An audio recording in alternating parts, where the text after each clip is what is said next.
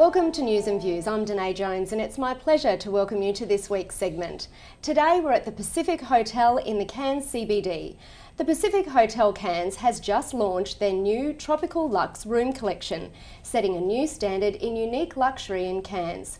Each room has been developed with the guest in mind, incorporating sumptuous linen lounges paired with tropical themed cushions, tranquil handmade artwork, luxurious carpet underfoot, Congo tropical armchairs and oversized wall-mounted flat-screen TVs. Each room features beautifully appointed en-suites with Italian metallic surfaces and stunning natural stone showers. The Tropical Luxe Standard and Deluxe Room Collection is an addition to the Pacific Hotel Cairns' 176 rooms already on offer. Today we're talking to Kevin Byrne, CEO of Enterprise North. Enterprise North was founded by the former Cairns Mayor, as he says he saw a gap in the market for regional advocacy.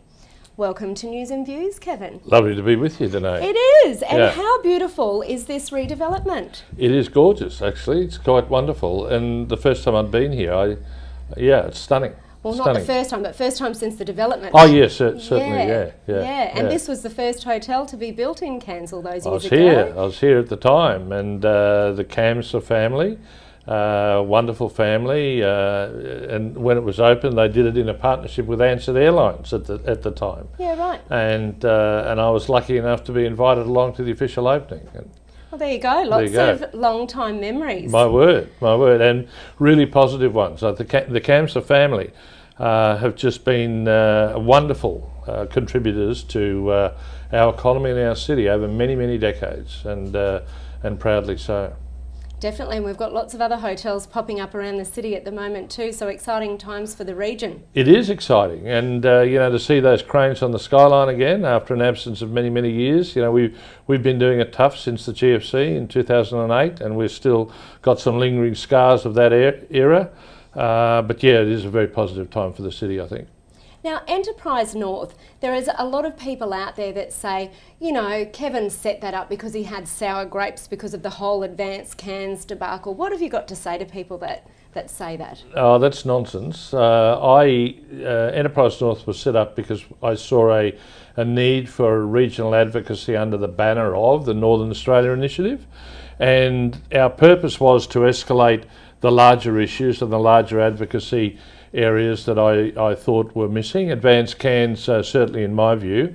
I had a role in establishing Advanced Cairns in 2001, and the reason it was established then is very different to the way Advanced Cairns is operating today. Yeah, you were actually one of the founders, weren't you? Absolutely. I was mayor at the time, and I got together a group of people and said it's time for us to really have a unified approach about our advocacy as a city. We need to internationalise our view of where we were going, and we needed a macro version of where Cairns was sitting in Northern Australia. So we did that, and we opened up Cairns to China. I took 6 trade and investment missions to China, and we also had a closer cooperation with Papua New Guinea. And we really sort of put Cairns on an international plane, I guess, for want of a better term. Mind you, we had great cooperation then from the then Port Authority that owned the seaport and the airport. There was a little bit of dynamic leadership around in those days, and they were vital institutions for the city. So all in all, that was a very productive period for this city, and I'm very proud to be involved with it. When I came back, it was different. Advanced Cairns was still there, but it was a new model. And I maintain to this day that it is a flawed model of management. You essentially buy your seat at the table, and it has evolved that way. I was uncomfortable. So when I left Advanced Cairns, it was a very public leaving, sadly. A very hurtful and painful time for everyone that was involved, I think. Well, perhaps it wasn't for some. There was delight on the faces of some, but painful for you, having founded it. Very painful for me. Very painful for me. But I realised that I had to move on. I couldn't work in that environment and be productive. So I accepted it on the chin, and then a number of people who were, in fact, at the time Advanced Cairns members, made approaches to me, and I was encouraged by the Mayor and others to look at establishing an organisation that had a different representative focus for the region and the city, and that's where we're at.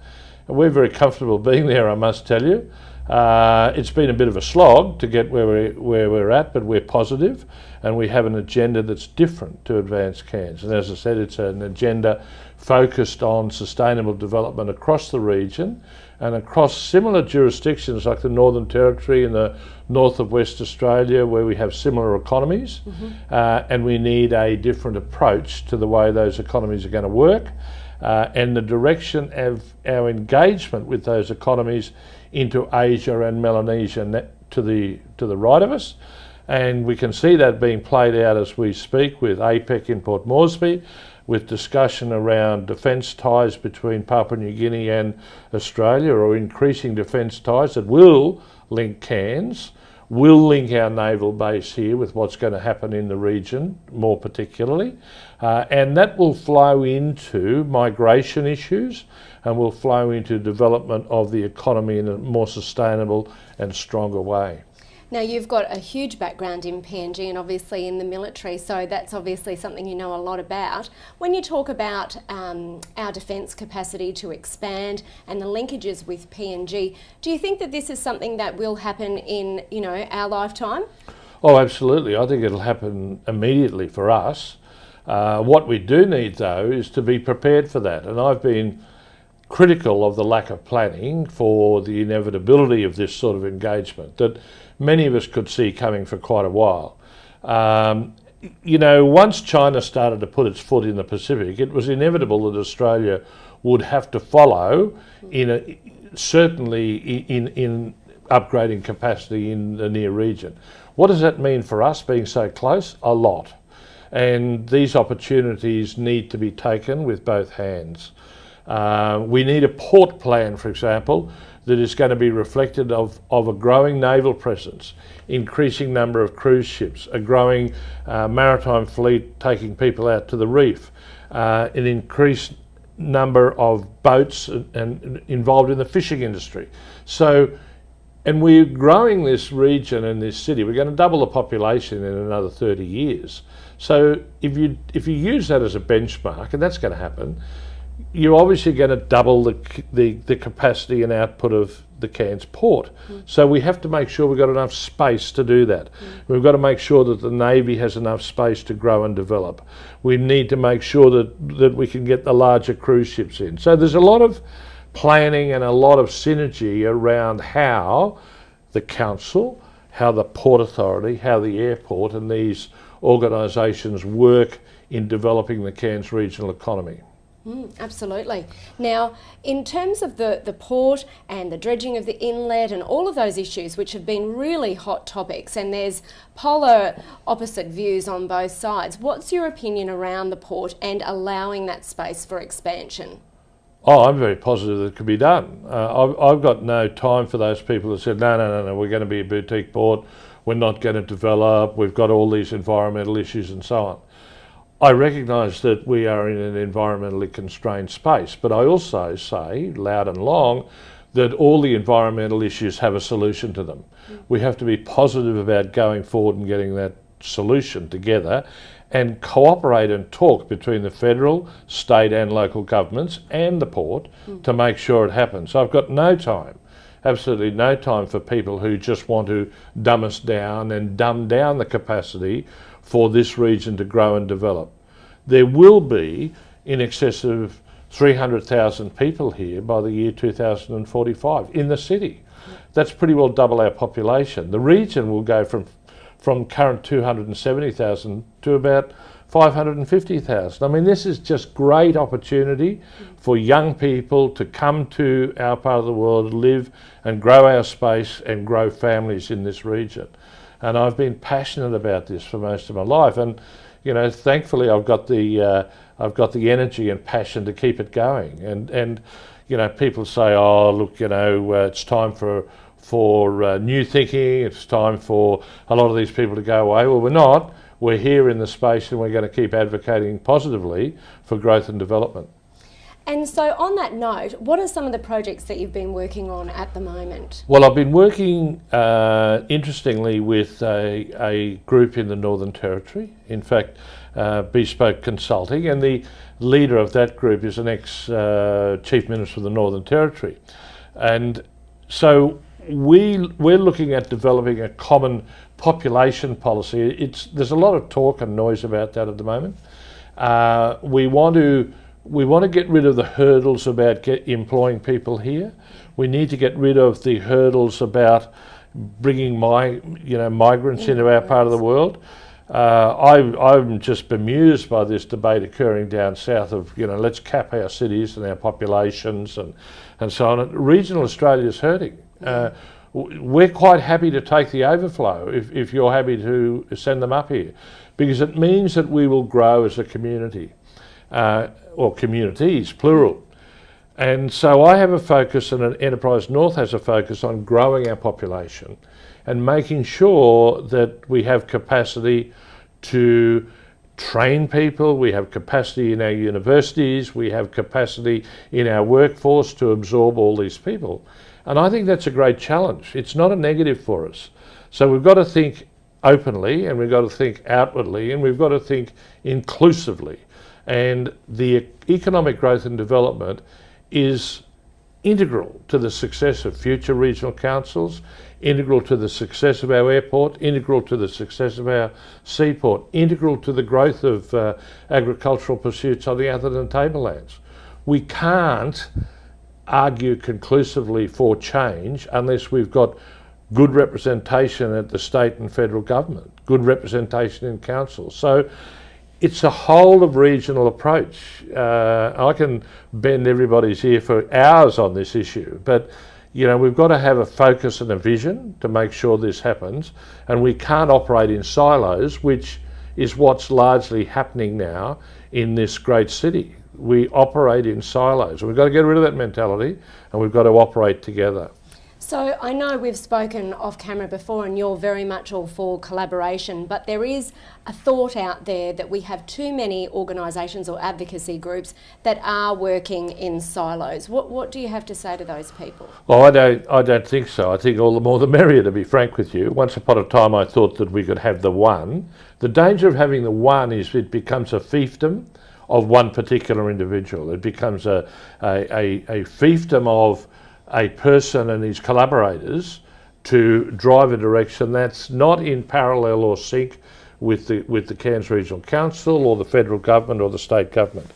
Here in Cairns now we have a tourism TDNQ, we've got Advanced Cairns, we have Enterprise North, we've got the Chamber of Commerce.